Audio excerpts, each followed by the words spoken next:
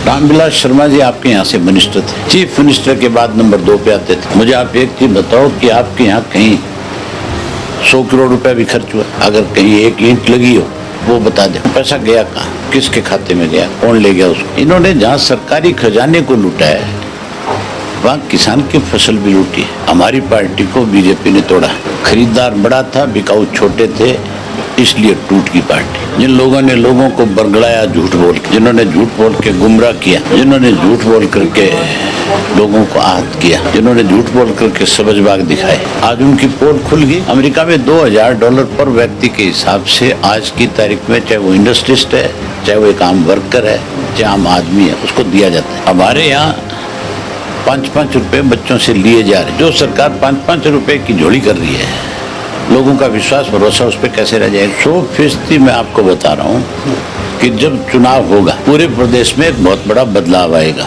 आज के हालात जो हैं वो ये कहते हैं कि मध्यवर्ती चुनाव हो सकता है। आप देख रहे हैं हरियाणा न्यूज 24, जहां हर खबर मिले सच के साथ। नमस्कार, स्वागत आपका हरियाणा न्यूज़ 24 पे। मैं हूं मुन्ना लांबा, मेरे सहयोगी प्रिंस लांबा के साथ हम पूरा हरियाणा प्रदेश में जाते हैं, हर नेता से रूबरू करवाते हैं, हर पार्टी के नेता से। अभय चौटाला आज दोबारा से हमारे साथ मौजूद हैं खास परिचर्चा पे, और इनसे कई मुद्दों पर, कई विषयों पर चर्चा करेंगे आज। तो अभय जी, हरियाणा न्यूज़ 24 आपका बहुत बहुत स्वागत। धन्यवाद, धन्यवाद आपका। अभय जी, सबसे पहले एक बात जानना चाहूँगा, परिचर्चा बाद में होगी। अब एक स्माइल चेहरे पे क्यों नहीं लेके आते? सभी लोग बोलते हैं हरियाणा प्रदेश के थोड़े से गुमसुम रहते हैं, हंसते कब है, वजह क्या है? ये लोगों को ताकि पता चल सके। ये सब चीज़ें आप जैसे लोगों की फैलाई हुई है,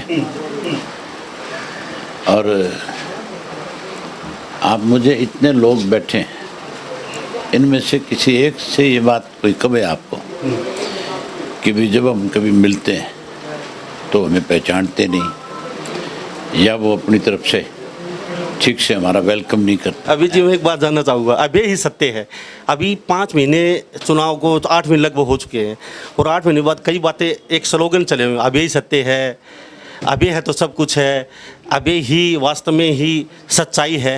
तो ये ऐसा क्या है अभी ही सत्य है, ये भी जानना चाहेंगे। आखिर क्यों है अभी ही सत्य? जो लोग झूठ बोलते थे, जिन लोगों ने लोगों को बरगलाया झूठ बोल के, जिन्होंने झूठ बोल के गुमराह किया, जिन्होंने झूठ बोल करके लोगों को आहत किया, जिन्होंने झूठ बोल करके सबजबाग दिखाए, आज उनकी पोल खुल गई कि नहीं खुल गई? सत्ता में तो है, लेकिन आपके जो सोशल मीडिया पे आजकल जो चर्चाएं हैं, और जो रोजाना आपके YouTube पे वीडियो जाते हैं, उनमें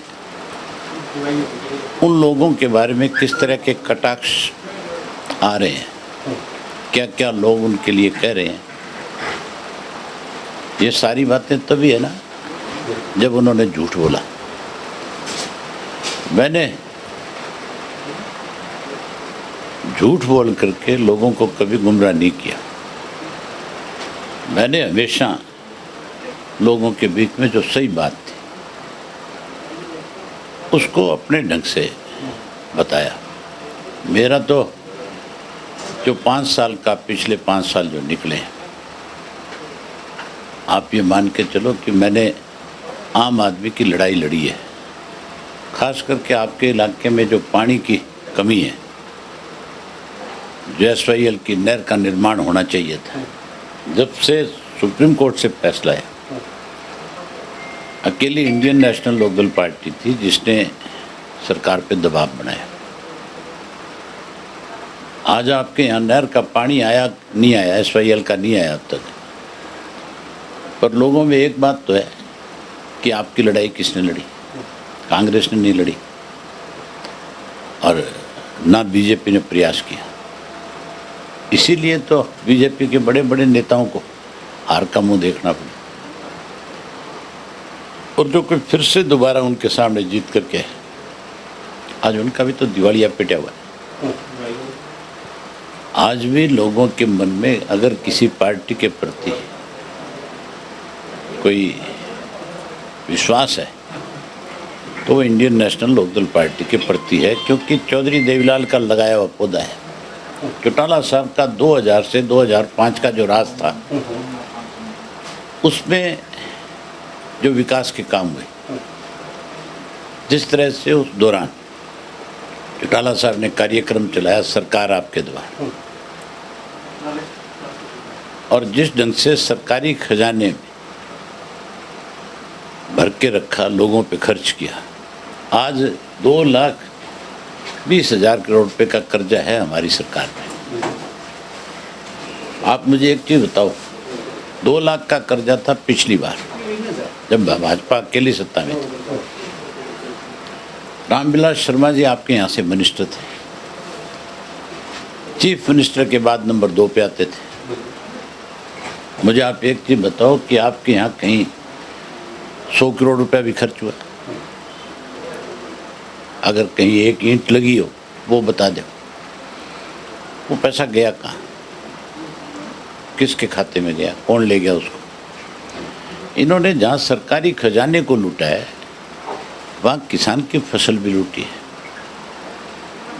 और जहाँ किसान को उसका हक मिलना चाहिए था, जीवन रेखा बढ़नी चाहिए थी, कैसे उस किसान को कमज़ोर किया जाए, उसके लिए उसको भी नहीं बनाया। आज व्यापारी दुखी है, कर्मचारी दुखी है, आज किसान दुखी है, मजदूर दुखी है। आज ऐसे हालात हैं प्रदेश के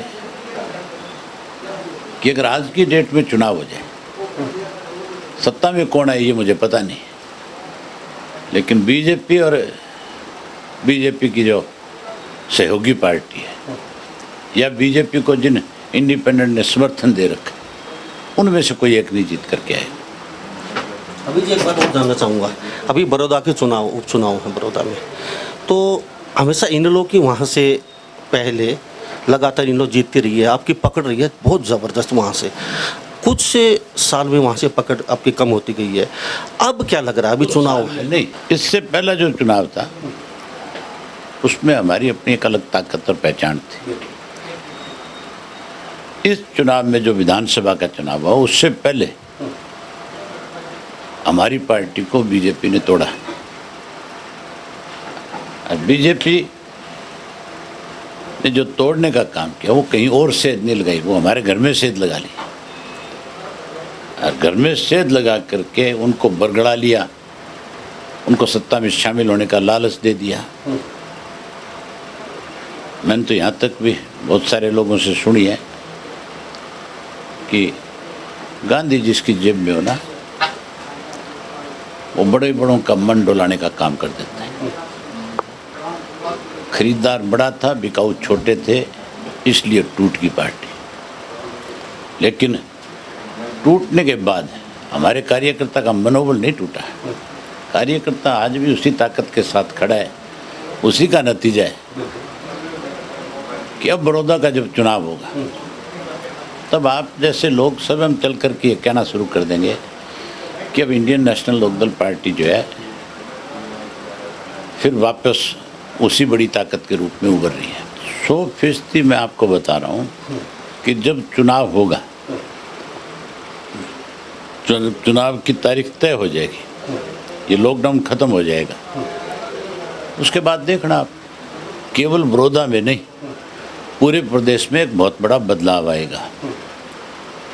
मेरे संपर्क में आज भी बीजेपी, कांग्रेस, जेजेपी तो हमारी अपनी पार्टी थी, जेजेपी में जितने लोग हैं वो आईएनएलडी के लोग हैं, उसमें कोई कांग्रेस का नहीं है, कोई बीजेपी का नहीं है। अभी जी एक बार रोकना चाहूँगा, बीजेपी में आपके ही अपने लोग हैं, क्योंकि बीजेपी 5 साल में ही उभरी है, आपको भी बताना मैं चाहूँगा। वैसे तो हरियाणा की राजनीति में कोई भी पार्टी है, उस पार्टी में चौधरी देवीलाल की नर्सरी से तैयार हुई पौध आज बैठी है। अभी विधानसभा में जब बैठते और देखते हो ना, तो हर राजनीतिक दल में चौधरी देवीलाल के चेहरे नजर आते हैं कि उनकी वजह से आज एमएलए बनकर के आए। लेकिन मेरा कहने का मतलब जो था वो आप दूसरे ढंग से ले गए। मैं कह रहा था कि जेजेपी में जितने लोग थे वो आईएनएलडी के थे, उनके साथ कोई कांग्रेस से नहीं आया और कोई बीजेपी से नहीं आया, ना किसी और राजनीतिक दल से। उनको तो समझ बाग दिखाए गए थे उनको बरगलाया गया था, उनको कहीं ना कहीं ये महसूस करा रहे थे कि जब हम सत्ता में आएंगे तो उस सत्ता के आप भागीदार नहीं होंगे, आप उस सत्ता को चलाने वाले होंगे। अब वो मायूस हैं सारे। अब वो फिर से हमारे साथी आएंगे और आईएनएलडी जो है, केवल बड़ौदा की बात नहीं करता मैं, पूरे प्रदेश में एक ऐसा माहौल बनेगा कि हो सकता है इस मौजूदा सरकार को बीच में जाना पड़े। ओम प्रकाश चौटाला ने अभी कुछ दिन पहले बोला था कि मध्यवर्ती चुनाव के लिए जनता तैयार रहे। क्या वास्तव में मध्यवर्ती चुनाव के लिए जनता तैयार रहे? आज के हालात जो हैं वो ये कहते हैं कि मध्यवर्ती चुनाव हो सकता है, क्योंकि आज किसान को लूट लिया, इंडस्ट्रियलिस्ट को मार दिया इन्होंने।